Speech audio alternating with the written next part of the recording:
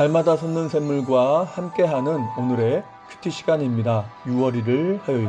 오늘의 말씀은 예레미야 11장 1절에서 13절까지의 말씀 중에 6절에서 13절까지의 말씀입니다. 여호와께서 내게 이르시되 너는 이 모든 말로 유다 성읍들과 예루살렘 거리에서 선포하여 이르기를 너희는 이 언약의 말을 듣고 지키라.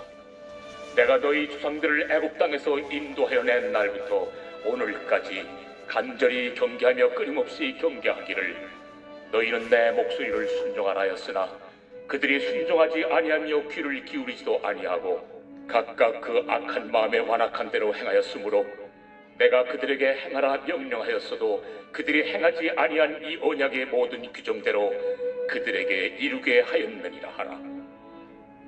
여호와께서 또 내게 이르시되 유다인과 예루살렘 주민 중에 반역이 있도다. 그들이 내 말 듣기를 거절한 자기들의 선조의 죄악으로 돌아가서 다른 신들을 따라 섬겼은즉 이스라엘 집과 유다 집이 내가 그들의 조상들과 맺은 언약을 깨뜨렸도다. 그러므로 나 여호와가 이와 같이 말하노라.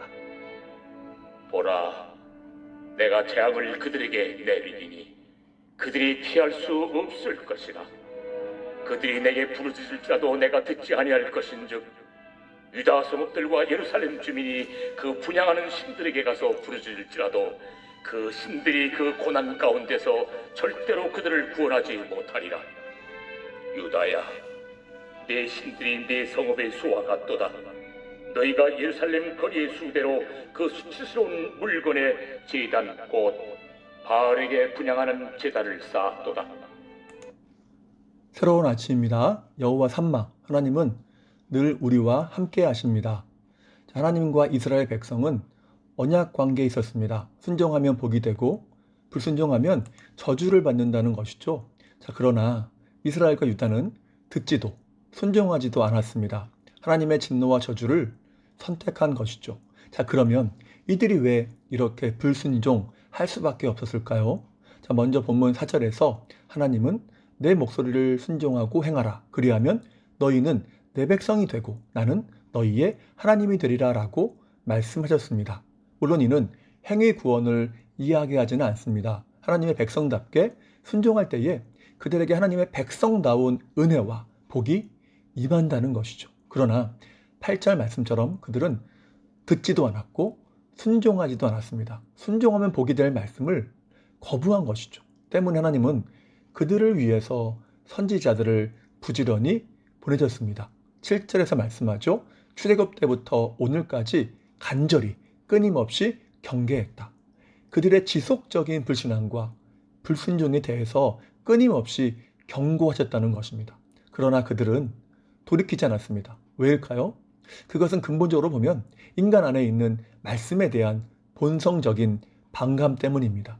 웨스터민스터 신앙고백 해설에서 스프롤은 이런 말을 합니다. 성령은 완고한 의지에 역사하여 하나님의 말씀에 대한 본성적 반감을 극복하게 하며 우리의 마음을 녹여서 말씀이라는 객관적 진리에 기꺼이 항복하게 한다.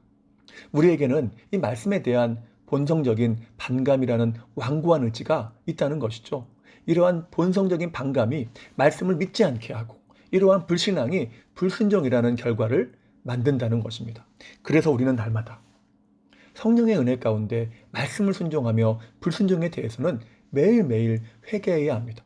이러한 경건의 훈련이 없이 불순종과 회개가 없는 삶이 지속된다면 결국은 완악함에 이르게 된다는 것이죠. 8절 중반절에 말씀하지 않습니까? 그 악한 마음에 완악한 대로 행하였으므로. 이 유다 백성들이 그러했다는 것입니다. 경건의 훈련이 없이 불순종과 회개가 없는 삶이 지속되다 보니까 완악하게 되었다는 것이죠. 이제는 자신들의 불순종함에 대해서 양심의 가책이 전혀 없는 상태가 된 것입니다. 하나님은 이에 대해서 심판 또는 징계를 말씀하십니다. 그래서 11절에서 말씀하죠. 보라, 내가 재앙을 그들에게 내리리니 그들이 피할 수 없을 것이라. 그 재앙은 어떤 수단과 방법을 사용해도 피할 수 없다는 것이죠. 그런데 중요한 것은 그것의 그 심판과 징계의 강도입니다. 11절 하반절에서 그들이 내게 부르짖을지라도 라고 합니다. 여기서 부르짖는다는 말은 단순히 외치는 것이 아니라 큰 소리로 맹렬하게 울부짖는 것을 의미하죠. 이를 칼빈은 견딜 수 없는 고통으로 인해서 터져나오는 절규라고 정의했습니다. 인간이 만날 수 있는 최고의 고난과 시련으로 심판하신다는 것이죠. 더욱이 황당한 것은 그들이 그동안 의지하고 섬겼던 우상들이 전혀 도움이 되지 못할 뿐만 아니라 바로 그때의 우상의 무능함을 확인하게 된다는 것이죠. 이렇듯 언약의 말씀을 지키는 것은 그 언약의 당사자인 하나님의 백성들에게 아주 중요한 것이었습니다. 그런데 언약을 맺는다고 할 때 이 맺는다는 말은 자른다는 뜻의 카라트라는 단어를 씁니다. 그래서 구약에서 언약을 맺을 때에는 짐승을 잡아서 중간을 쪼개고 언약의 당사자 서로가 그 사이를 통과했습니다. 무슨 뜻입니까? 그 언약을 어길 때에는 그 짐승처럼 쪼개져서 죽임을 당한다는 것이죠. 언약은 그만큼 엄숙한 것입니다. 그런데 하나님이 아브라함에게 창세기 15장에서 언약을 주실 때의 모습을 기억하십니까? 아브라함이 쪼개놓죠. 그 짐승을 그 쪼개놓은 짐승 사이로 타는 횃불이 지나갑니다. 하나님만 그 사이를 지나가신 것이죠. 이는 하나님이 그 언약의 모든 것을 책임지신다는 것을 보여줍니다. 인간의 불신앙과 불순종의 모든 죄를 홀로 담당하시겠다는 것이죠. 그래서 누가 오셨습니까? 성자 하나님이 오셨고 십자가에 달리신 것입니다. 그리고 그 공의와 사랑을 모두 충족시키신 것이죠. 그렇다면 우리는 순종하지 않아도 될까요? 그렇지 않습니다. 우리가 구원받기 위해 행하는 것은 아니지만 십자가의 은혜로 구원받았기 때문에 너무나 마땅히 순종하는 언약 백성이 되어야 한다는 것입니다. 물론 택함받은 백성이 말씀에 대해서 순종하지 아니하고 완악해진다면 어떻게 될까요? 물론 구원에서 탈락하진 않겠죠. 그러나 징계는 있다는 것입니다. 그러면 얼마나 아플까요? 그러기 전에 회개함으로 돌아서는 것이 지혜요 믿음이라는 것입니다. 문제는 말씀에 대한 본성적인 반감 때문에 늘 말씀을 붙잡고 순종하지 않는다면, 그리고 불순종을 회개하지 않는다면 우리 역시 완악한 심령이 될 수 있다는 것입니다. 유다 백성들이 보여준 말씀에 대한 그 고의적으로 불순종하는 단계에 이를 수 있다는 것이죠. 하나님의 인내의 임계점을 지나서 그것은 심판이 가까웠음을 보여준다는 것입니다. 그래서 다윗은 시편 19편 13절에서 고의를 짓는 죄를 짓지 말게 해달라고 기도했습니다. 예전 번역본에는 고범죄라고 표현했었죠.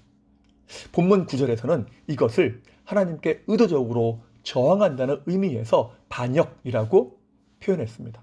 이 모든 것의 원인이 무엇일까요? 말씀을 믿지 않는 불신앙입니다. 그리고 이는 항상 불순종을 동반하는 것이죠. 여러분, 주님이 부활하신 다음에 제자들에게 왜 나를 부인했니? 라고 책망하신 적이 있나요?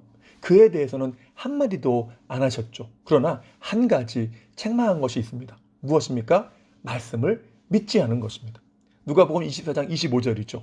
미련하고 선지자들의 말한 것을 더디게 믿는 자들이요. 두려움으로 인해서 주님을 부인한 것은 말씀하지 않으셨지만 말씀을 믿지 않은 불신앙은 책망하신 것입니다. 그리고 마가복음 16장 14절에서도 제자들의 믿음 없는 것과 완악한 것을 꾸짖으셨다고 말씀하죠. 주님의 부활에 대한 말씀을 믿지 않은 불신앙을 책망하시면서 그게 바로 완악함이야 라고 하신 것입니다. 그리고 이러한 불신앙은 복음을 전하라는 명령에 대한 불순종으로 나타났다는 것입니다. 그래서 말씀을 신뢰하고 믿는 것은 너무나 중요한 것입니다. 그래야 말씀을 순종하는 언약 백성이 되는 것도 가능하다는 것이죠. 이제 말씀을 마무리합니다. 그래서 우리는 믿음을 지켜야 합니다. 물론 믿음의 정의는 여러 가지가 있을 수 있겠지만 믿음은 모든 말씀을 전적으로 신뢰하는 것입니다. 그래서 사도 바울은 디모데후서 4장 7절에서 이렇게 고백하죠. 내가 선한 싸움을 싸우고 나의 달려갈 길을 마치고 믿음을 지켰으니. 믿음을 지켰답니다. 기도하는 믿음이며 말씀을 신뢰하는 믿음이죠. 이를 잘 보여주는 것이 사도행전 27장 25절 아닌가요? 나는 내게 말씀하신 대로 그대로 될 것을 믿노라. 이러한 믿음이 그에게는 순종으로 나타났고 믿음의 선한 싸움을 끝까지 잘 싸운 것입니다. 우리도 끝까지 믿음을 지키기를 소망합니다. 그러기 위해서는 우리는 성령으로 충만해야 합니다. 그래야 우리 안에 있는 말씀에 대한 본성적인 반감이라는 완고함이 무너지게 된다는 것이죠. 그러한 은혜 가운데 말씀을 신뢰하고 믿고 순종하는 삶이 되어야 하는 것입니다. 여러분, 이 말씀은 믿어지는데 저 말씀은 믿어지지 않는다면 그것은 문제가 있지 않겠습니까? 그래서 말씀에 대해서 주관적 확신에 이르게 하는 성령님의 내적 증거의 은혜가 필요하다는 것입니다. 그러므로 불신앙이 아니라 말씀을 온전히 믿고 순종하는 언약 백성이 되어서 성령의 은혜 가운데에 믿음의 선한 싸움에서 승리하고 주님 주시는 은혜를 잃지 않고 영원히 누리는 복된 삶 되시기를 주님의 이름으로 축복합니다. 기도하겠습니다. 사랑과 은혜가 충만하신 하나님 감사합니다. 날마다 우리가 말씀을 온전히 신뢰하게 하옵소서. 주님의 말씀을 의심하게 하는 모든 죄성을 성령께서 태우심으로 그 말씀을 전적으로 신뢰하게 하시고 이를 통해서 말씀이라는 객관적 진리에 기꺼이 항복하며 순종하는 삶 되게 도와주옵소서. 행여나 말씀을 믿지 않으므로 미련하고 선지자들의 말하는 것을 더디게 믿는 자라고 하는 책망을 듣지 않는 백성 되게 하시고 말씀을 신뢰하며 성령 안에서 순종하려고 몸부림침으로 불순종에 대해서는 또한 날마다 회개함으로 주님을 닮아가는 성화를 이루어가며 주님의 기쁨이 되는 복된 삶 되게 도와주시옵소서. 오늘 하루의 삶을 의탁합니다. 지키시고 보호하시며 필요한 모든 것으로 채워주시옵소서. 다시 한번 주님의 은혜를 간구하오며 예수님의 이름으로 기도하옵나이다. 아멘.